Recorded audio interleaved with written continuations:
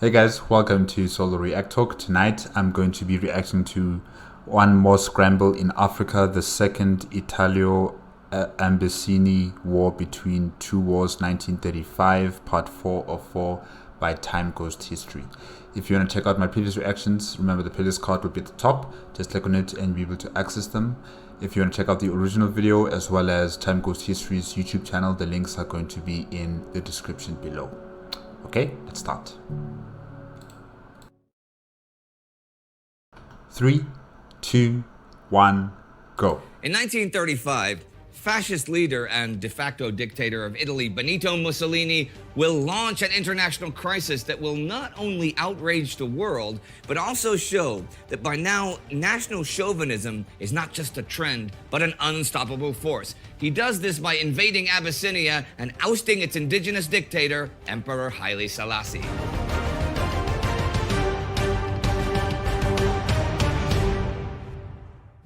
Welcome to Between Two Wars, a chronological summary of the interwar years, covering all facets of life, the uncertainty, hedonism, and euphoria, and ultimately humanity's descent into the darkness of the Second World War. I'm Indy Nidell.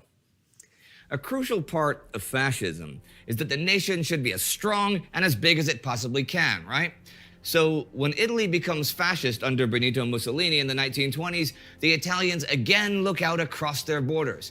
Like other European powers, Italy had participated in the scramble for Africa in the late 19th century, Italian Eritrea and Italian Somaliland becoming part of the Italian Empire in the 1880s. Now in the 1930s, Italy has also colonized Libya. One of the major African countries that managed to survive the 19th century and until the 30s uncolonized, though, is Abyssinia, today Ethiopia, between Eritrea and Somaliland. This area is desirable, having influence over the Suez Canal. It also hosts a large population, providing opportunities for military recruitment. Furthermore, it could be used as a starting point for a campaign into the Horn of Africa. Back in the Very ambitious. Very ambitious. 1870s, the Abyssinian-Egyptian War caused a local power vacuum and European powers swooped in, right? France took a piece of Somaliland, and to counter this, Britain supported Italy, at the time not many years post-unification, and seeking to legitimize their status as a European power by expanding overseas. That is when Italy established settlements in Eritrea and Somaliland, including the strategic deep-water port of Massawa. But still, Abyssinia is the big prize. And there had been tensions between Abyssinia and Eritrea before, as the borders are not what you might call set in stone. Abyssinia itself was a locally powerful expansionist kingdom, wanting to expand northward where Italy's colony was. And this caused several conflicts, like the 1887 Battle of Dogali, where the Abyssinians outnumbered an Italian army of 500 about 14 to 1, resulting in the annihilation of the Italian force. Italians back home were shocked by the defeat of their troops at the hands of what they saw as an army of inferior Africans. Well, Abyssinia still feared for invasion. France and Russia, though, both opposed to Italy as a colonial power, aided Abyssinia. You know what I find interesting is that, even in our modern times, Eritrea and Ethiopia, they have very strained relationships, due to past conflicts that they've had. And I think even before the times of colonialism, they've been having, fights with each other. When Abyssinia was still an empire and Eritrean region was still governed by, their own local leaders and probably also a kingdom of their own. And yeah, they've been fighting for a very, very long time. And even after Eritrea was colonized and the Italians were, pushing forward into Ethiopia or into Abyssinia, they've been fighting each other. So this kind of conflict between these two regions has been going on for a very, very long time. It's just that now you could say it's been amplified with modernization and technology. Russia also because Abyssinia was officially Orthodox Christian. the country became the scene of a European political struggle. Weapons, advisors, and diplomats poured in to win over Emperor Melanich. So it is not much of a surprise that Abyssinia was not to be conquered as many other parts of Africa were. Europeans in general, though, were still full of their own superiority, and the Italians were no different. Italian and Abyssinian military actions escalated the situation, till in the Battle of Adua in 1896, a massive army of 120,000 Abyssinians crushed an Italian force of 17,000, killing close to half of the Italian and colonial units. If the people back in Italy had been shocked by the loss of 500 Italians, this time Italy is completely stunned. The disaster at Adua causes a wave of dissatisfaction with the Italian government. Prime Minister Crispi resigns, and Italy resigns from Abyssinia. You know, they've been biting off more than they can chew, and it seems like with Mussolini, he's going to do the exact same thing. Whether he's successful, I'm not entirely sure. I guess we'll find out right now. But it will be a bitter victory. Yeah. For the time being, that is. Between 1898 and 1933, Italy focuses its colonial efforts on Eritrea, Somalia, and Libya. As we saw in the episode on the conquest of Libya, this was mostly done by colonial troops, as the Italian public was tired of shedding Italian blood in foreign countries, a feeling only reinforced by the Great War. Now, in this time, Eritrea develops into an African extension of Italy. Post-war, the fascists invest a boatload of money and effort into Eritrea, acknowledging its strategic location on the Red Sea and its industrial potential. 3,600 kilometers of roads are paved, railways constructed, and a long cableway that connects the port of Massawa and the capital of Asmara is constructed. All this investment in foreign lands, but nothing in your own homeland of Italy. All of this innovation and road networks and everything. I'm hearing nothing about Italy. What is Italy really getting out of all of this? You know? What about the communities in Italy, the villages, the towns in Italy? Do they get any investment in infrastructure to maintain their cities? The number of passengers transported by the Eritrean railways is 33,381 in 1910, but increases to 111,463 by 1928. Urbanization is significant as many former agricultural workers moved to the cities to work in factories, leading to the explosive rise of Eritrean cities, Asmara growing from 16,000 inhabitants in 1931 to an astonishing 100,000 by 1940. By the mid-1930s, Eritrea has become the most industrialized part of sub-Saharan Africa. Asmara even has more traffic lights than Rome as a result of modern city planning. These developments give Italy an industrialized, modernized base from which they can and intend to extend their power in Africa. Virtually no regional infrastructure existed in 1896 when the Italians were annihilated at Adua. So as tensions now again rise with Abyssinia, the Italian-Eritrean base might prove to be decisive. Both Italy and Abyssinia have joined the League of Nations, and though they have been officially at peace since 1896, there are still border disputes, and it is Abyssinia's southeast border with Italian Somaliland that will be the trigger for the next crisis. You know, even as I hear Indian Idol saying that Abyssinia was in the League of Nations, I think they had no power, really, or political clout or anything of the sort. They are simply there, you know, as a political gimmick, you know, to say that we represent the current powers of the world. You know, they all are, you know, having their own representation in the League of Nations. But in actual truth, this is just another talk shop, a very glorified talk shop that has no political or legal or military or monetary bearing on any nation, really. as we've seen, with what happened during World War II, or even before that, the transgressions by many nations in Europe.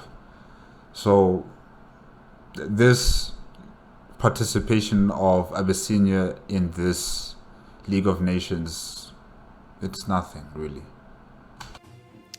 The Italian fortified garrison at Walwal is one of those disputed border areas.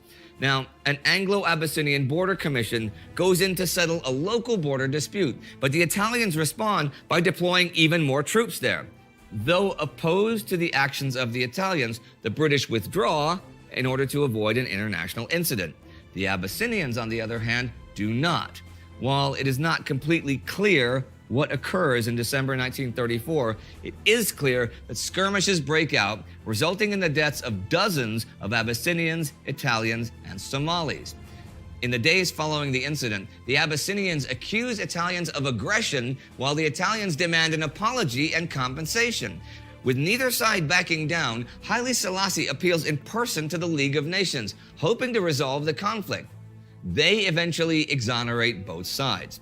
In response to Selassie's appeal, Mussolini sends generals Emilio De Bono and Rodolfo Graziani, both of whom served in Libya, to Eritrea and Somaliland with a sizable army in February 1935. The Abyssinians continued to protest the Italian military buildup along their border. Despite attempts to de-escalate the situation, Italo-Abyssinian negotiations collapse. Over the summer of 1935, the British government sends Minister of League of Nations Affairs Anthony Eden to Rome with several proposals, all of which are rejected by Mussolini. In August, a conference takes place in Paris, but Italy firmly holds its position. And what is remarkable is that these talks are held between Italy, France, and Britain, but Abyssinia doesn't really have a say in anything that's going on the international stage. See, because they are not required. They are just for show. They are just, to present to people like this is an African kingdom that represents its people in the League of Nations. It's just to impress. Britain and France are primarily interested in maintaining the status quo in Africa and the Mediterranean, keeping the Abyssinian-French-Somali railway open and preventing an Italo-German alliance. But while France and Britain are talking, Italy is still building a force in East Africa in the hundreds of thousands, and it is designed to both avenge Adjoa and avoid a repeat. Mussolini sends more troops and more equipment than can possibly be needed or has been requested by his commanders.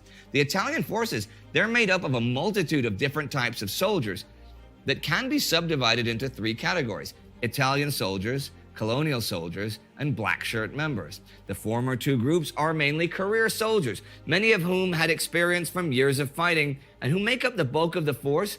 However, since this conflict is also ideological for the Italians, it also has members of the Black Shirts, the fascist party's armed wing. And on October 3rd, Italy invades Abyssinia, starting the Second Italo-Abyssinian War. The invasion begins with 100,000 Italian and Eritrean soldiers crossing the borders in both north and south. With invasion seemingly inevitable, Selassie had ordered a general mobilization of roughly 500,000 soldiers. However, unlike 1896, Abyssinia is no match for the Italian army. The Abyssinians are ill-equipped, and if they are lucky enough to be issued a rifle, it's probably one dating back to 1900 or even earlier. The Italians, fearing a repeat of Adjoa, are overprepared. The numbers of men, supplies, weapons, everything are, far above anything necessary to pull off this invasion. Nowhere is this more evident than in the skies, where the Italians have total control. While the Abyssinians have 3 outdated biplanes, the Italians deploy 355 airplanes. This disparity, though, extends to virtually every aspect of the military buildup. Abyssinia has a handful of Fiat World War I era tanks, which were given by Italy after that war, whereas the Italians have 200 modern tanks. The Abyssinians have 200 pieces of antiquated artillery, the Italians 2,000 modern. In other words, this This is a defeat. Militarily, technologically, they are just far superior. It's a defeat. However, yes, you can defeat them on the battlefield, but winning the hearts of the people that you wish to rule over, that's a different story altogether. Italy has the advantage. And while the Abyssinians manage at times to stall the Italian advance and even attempt a counteroffensive, the ultimate result is predictable. In May 1936, Marshal Pietro Badoglio enters Addis Ababa with Italian and Eritrean troops. Shortly after this, Mussolini gives King Vittorio Emanuele III the title of Emperor and proudly acclaims that Italy has finally reached the status of an empire. Oh, congratulations. It had not been a clean fight, though, and war crimes on both sides were rampant. The most infamous atrocity was Italy's use of chemical weapons, particularly mustard gas, despite having signed the 1925 Geneva Protocol banning that. Italy, of course, denies using chemical weapons, but there is still great international outrage, partly because the Red Cross is also targeted. However, I actually think they don't care. Really. They just don't care. They have this weapon that is banned, that is illegal. They're going to use it. And because it's in Africa, who's going to care? Who is going to care? And the Red Cross is run by Europeans themselves. So, you know, the fact that they became collateral damage in this war, you know, and the international community, or should I just say Europe and America, you know, the fact that they value this Red Cross so much higher than the populace of some African land that they've never heard of before. You know, it's just telling that the Italians calculated that the people, the general public, they don't care. They don't care that we're using weapons that are illegal. They don't care that they're using them against Africans, you know. So, what's the point? However, the Abyssinians violated the Hague Convention with their use of dum-dum bullets that explode upon impact and cause severe internal damage. The same thing. Turn it around to the Abyssinians. Who's going to care, really? Who's going to care? What are the repercussions? There are no repercussions. Yeah, politicians will come and, you know, condemn, but that's about it. That's where it ends. The conquest of Abyssinia marks the effective collapse of the League of Nations as an institution. It formally remains in place for years to come, but the League had failed to prevent one of its member states from attacking another, and that's its core objective. Also, Britain and France had tried to resolve the situation in secret when British Foreign Secretary Samuel Hoare and French Prime Minister Pierre Laval signed the Hoare-Laval Pact. They wanted to carve up Abyssinia, giving Italy territory and increasing its sphere of influence while protecting Abyssinian statehood. Do you hear this? Do you hear this? These people are unbelievable. Oy. It as a rump state. However, the revelation of the secret pact results in public outrage in Britain and France against their governments. The plan is scrapped and relations with Mussolini worsen. On the other hand, Mussolini reaches the zenith of his popularity as he manages to expand his country's territory while also avoiding the apparent hypocrisy of France and Britain trying to limit his colonial ambitions. Together with Hitler's enthusiastic support, this means that the lines for the alliances that would take hold in the Second World War are taking form. The Abyssinian invasion also marks Italy's gradual shift towards racist policies. At its core, Italian fascism was not originally based on racism, which set it apart from its German counterpart. However, in the latter half of the 1930s, the government begins instituting official policies such as segregated housing and anti-miscegenation laws. This preserves the status of Italians as a superior people and Italy as a superior state over its colonies. As in Libya, Italy also attempts to court the favor of local disaffected ethnic and religious groups, such as the Oromo and various Muslim groups like the Somalis. Some of these even supported Italy's invasion. The Amhara Orthodox elite are largely removed from power, and the Italians do abolish slavery and feudalism. Italy also carries out large public works projects in the economically backward new colony, which does prove to be a huge strain on the Italian state budget. Hopes for large-scale settlements are unrealized, however, though there is a significant move of Abyssinians to Eritrea since it is more developed than Abyssinia. Under Italian administration, East Africa witnesses large-scale architectural change. Addis Ababa has its biggest mosque built. Asmara becomes a testing ground for a variety of architectural styles, ranging from modernist to Art Deco to futurist to neoclassical. Efforts are made to more integrate the colonies with the Italian economy, such as by establishing the Linea del Impero, the imperial line, a flight route which includes Italy, Libya, and East Africa. However, violence does continue. An Abyssinian insurgency, mainly by royalist loyalists known as the Black Lions, continues to plague the colonizers. The attempted assassination of Rodolfo Graziani, now Viceroy of Italian East Africa in 1937, results in retribution that claims the lives of thousands, particularly the Coptic clergy. In the meantime, Haile Selassie flees to Britain, and Italy gradually attains recognition of its new territory, including by Britain. Though Italy's victory is decisive, it and the guerrilla insurgency that follows does much to exhaust the army's resources, which will take time to replenish, while Mussolini is already eyeing Spain and then the Balkans for possible intervention. Furthermore, the League of Nations' inability to keep Mussolini from annexing Abyssinia shows that they are not capable of anything but making empty threats and gestures. So not only has Italy reignited the colonial conquest of Africa, subjugating peoples far away from the Italian peninsula to create a new empire, they have shown to the world that the League of Nations is, for all practical purposes, nothing but a toothless paper tiger. A talk shop, that's what it is. For the likes of Hitler, Tojo, and Stalin, this is provident news in view of their plans for their neighboring countries. If you'd like to see how the Italians used Abyssinia to launch an attack against the British in the summer of 1940, you can click right here for that, coming up any moment. Our Time Ghost Army member of the week is Torsten. Do like Torsten and join the forces of good. You heard me.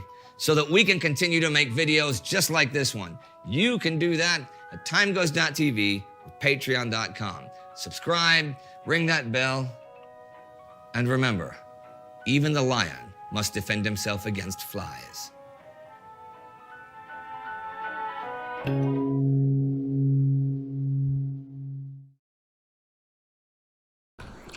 Okay guys, that's it with one more Scramble in Africa, the second Italo-Abyssinian War between two wars, 1935, part 4 of 4 by Time Ghost History.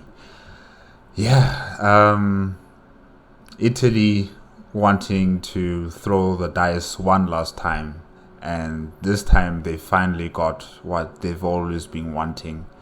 They have the Abyssinian Empire in their pocket, and yeah, you can win against them militarily, like I said before, but you will never win the hearts of the people.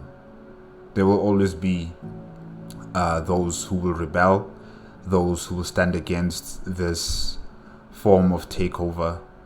And this has happened across the continent. It's nothing new. It's nothing that's different.